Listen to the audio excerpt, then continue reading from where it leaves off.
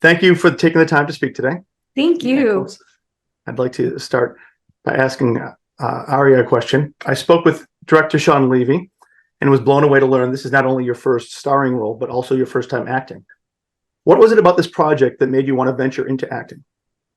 Well, it was my first time auditioning. Actually, I had not really planned on being an actor.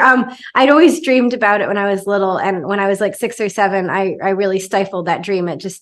I think anyone who's part of a marginalized community historically has, the world sort of tells you which box you belong in, and you can subscribe to that or not, but there becomes a practical component to that too. And when I was really young, I had to grow up really fast, and I just never thought it would be a possibility. So I shoved it as deep down inside me as I possibly could. And 20 years later or whatever, this call comes from a teacher I didn't talk to, and I had loved the book, and she had pointed me in the direction of the casting search, and I said no. And I was like, I'm not an actor, but at the same time, I was quite unhappy in the career that I was in, and I really I felt like something was wrong, and I couldn't put my finger on it. Even though I was really grateful to be where I was, I didn't know what to do. And so I'm like, okay, maybe I will try this. And it's a book and story that means a lot to me and to my family. And I was just enjoying the process of auditioning. And then I never expected anything to come of it. And I got the part, and I still don't really believe it. And, we did this incredible 5.5-month long shoot with these incredible people who are all at the top of their fields. And I had to learn as I go. But I learned so much about being an artist, and so much of my academic background has been remarkably valuable in preparing for this character. Spreadsheets and writing diary fan fiction from her perspective, and music playlists. And I used essential oils and scent to develop the character, and texture and fabric, and everything that I could research about how we psychologically become ourselves.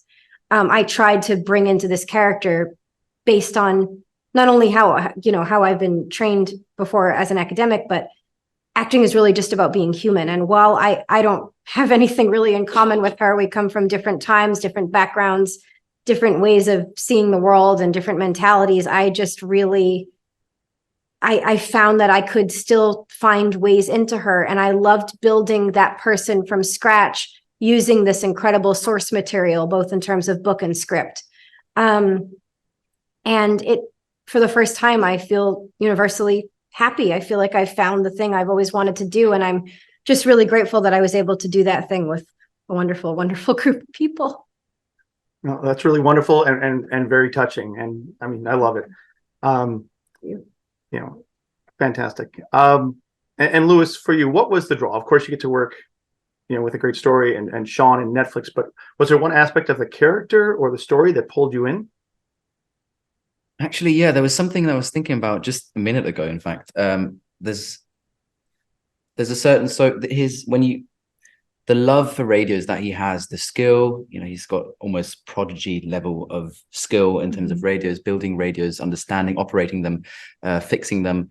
And if you have such a huge amount of love for something, and then people come and use it for something that you are completely against, I think that is something that generates a power in yourself, and an anger, and a want to fight for the good, and for the what the radio for him actually stands for. And I think that is something that I only maybe thought of now, or subconsciously really connected with. But I think that is really beautiful, because in terms of, like, let's say AI nowadays can be so wonderfully used, for cancer research and different things, but it can also be used for very scary things. And I think that can be, I think the radio can be used as an analogy for that. That it's, on one hand, it was this magical device that could connect people, and it could be it was a refuge for Werner, for my character as well. It was the way of connecting with Marie, to hearing someone that is like-minded, and then all of a sudden it is used to track down people and kill them. And I think that is just a beautiful analogy of how contradictory, is that right? Yeah. Contradictory certain technologies and new inventions can be, and that we should really focus on the good things that come with those technologies and the positive aspects of it. It's the old Spider-Man line, with great power comes great responsibility, and I was hopefully gonna say, I was This is a gonna great say, responsibility. Yeah. it's so true though. We learned it all from the comics. So this is not a small project, especially for a first-time project. It's an intense shoot. You have these quiet moments with just you and the microphone, or you and just the headphones. You have a war raging around you. You have shootouts, water scenes, everything. It's like so much in these 4 episodes. For each of you, what was the most challenging aspect for you as an actor?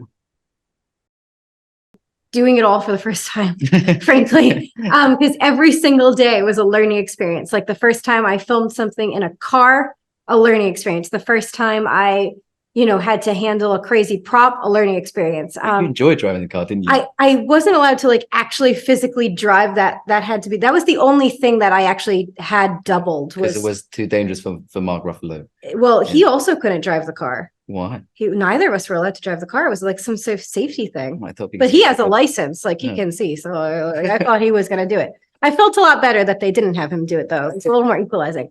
But I'm not a chicken murderer, so I didn't do that part. But everything else you see on screen is me. Yeah. And it was so fun because I come from a classical ballet and martial arts background, and I was able to really bring that. So that was one of the only things that I felt like really comfortable and confident in was the fight scenes, actually. But like learning how sets worked and learning how your performance adjusts for frame and for the lens that you're on. And that's something that I brought with me to other projects. And it's just this remarkable language that I didn't know existed. And it was a challenge to learn because I had to literally learn it while I did it. I didn't have a lot of time to prepare. I was just thrown in, and talk about being thrown in off the deep end, because you have to, it's like being the first violinist when you don't know what a string instrument is. And it was just so much fun and so wonderful. And to be able to have a character that's so nuanced emotionally, and you follow her, and portraying her for like several years of her life. So to have that emotional nuance, but also her physical bearing is really unique, and it changes as she grows. And the crazy water dunking and the shooting was a big part of it. And, learning how to shoot and learning how a water scene was filmed and all those things were wonderful. But crafting this character from page to screen and bringing her truth to bear for an audience was just such an exceptional experience. And I'm really proud that I get to say that what you see on screen is all me. It's really, really wonderful. Minus the chicken murder. And even with all the chaos around the characters, it's a power of a voice that makes such a huge difference. And it's really powerful, the idea of that one person can connect and make so much change. What does that mean to you? Oh gosh. I mean, I think that's what we all hope for, that what we do can matter. And I look at the people in the world around me, and sometimes it's dark and scary and difficult. And this story is so timely because there's really hard stuff going on right now in the world. And I think at our core, every human being, if they're allowed the potential to be so, can be good. And sometimes it takes the voice of another or the soul of another, that connection, to remind you of your goodness. But that connection is sometimes not a thing we can always feel or that we always know. Like for Marie, she doesn't know that Werner is listening. She doesn't know that her father is really out there listening either. And she just has hope that someone is. Yeah. And I had never really thought about that before.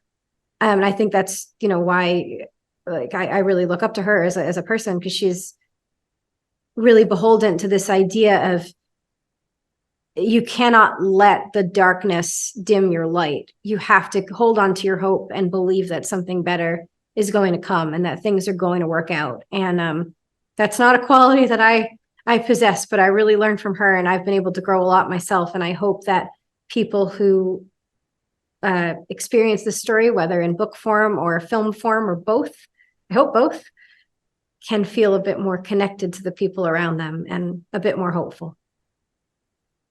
That's amazing. Well, thank you so much. I am out of time. I would love to talk to you much. I only got to like 3 of my dozen questions. Oh, So God. thank you for the Speed beautiful round, speed answers. Pardon me? Speed round. Yeah, I can't. It's okay. I know the biz, but thank you so much. Thank you for your work. Thank you for the time today and the beautiful answers. Very inspiring, and I look forward to seeing what you both do next. Thank you very much for your time. Thank Thank you. Have a Bye. great day.